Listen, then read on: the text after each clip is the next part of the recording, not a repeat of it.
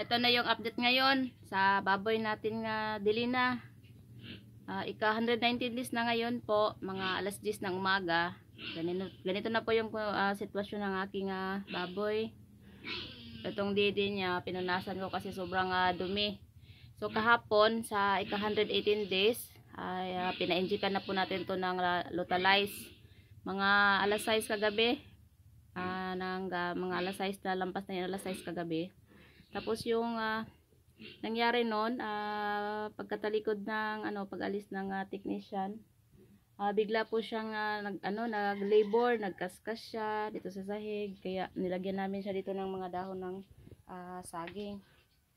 Ito, bagong lagay ko na to kayo ng umaga. Pinalitan ko na yung kagabi kasi ayun na yung kagabi. Oh. Gayot na masyado. So yun nga kagabi, nagkaskas na siya. Yun talagang ito, yung mga ganyan na ayan. Ayan, gawa niya yan kagabi. Yung mga bubong ng kulungan, tapos yung sahig, nagkaskas na siya. So akala namin, ayan, may dugo pa nga yan, kasi yung nguso niya nagdugo. Kasi kinudkod niya yung sahig kagabi. Yung pagkatapos niya kasing ma-injikan ng Lutalize, para siya nagiging wild. Siguro epekto talaga yun ng Lutalize, yun inject sa kanya. Inantay namin siya, alas 7, nagsimula siya yung mag-labor hanggang sa nag-alas 10. Nakatayo lang siya, tapos pagka alas 10, yun na, humiga na siya. Kaya inantay lang namin. Kaso kagabi nga, nag-labor nga siya, pero yung ari niya, hindi naman po ganun ka yung namaga. Kaya yung nangyari noon, hanggang nag-alas 2 na lang ng umaga, madaling araw, hindi talaga siya nanganak. So ito ngayon alas 10, kanina mga alas 9, alas 8 ba yun, nagkaskas na naman siya sa sahig, parang nag-labor siya ulit. Tapos sa ngayon, mas malaki naman yung ari niya kumpara kagabi. Ayan, mapula na yung kagabi kasi maliit yun. So ito na yung update natin mga kababoy, ika 119 days na ngayon. At least may sign na nag-labor siya kasi nagkaskas na nga.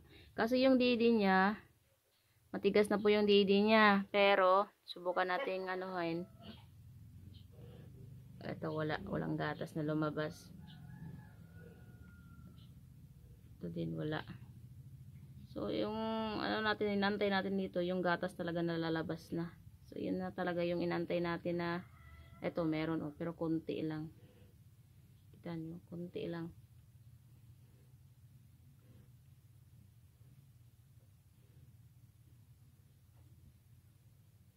So din konti lang. So inantay lang talaga natin ito na may lalabas na talagang gatas, yung kusa ng lalabas. So ibig sabihin manganganak na yun siya.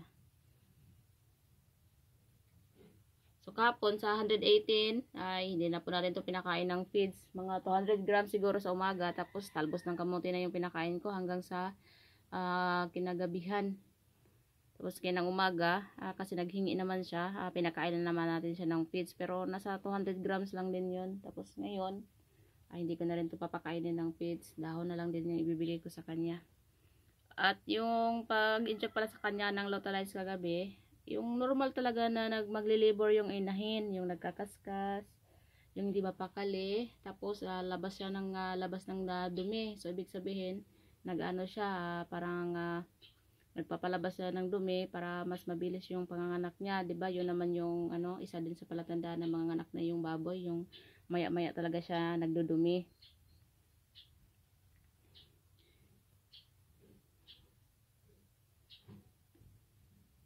Nakakatakot pala pag yung epekto ng Lutalize kasi nagiging wild talaga yung inahin.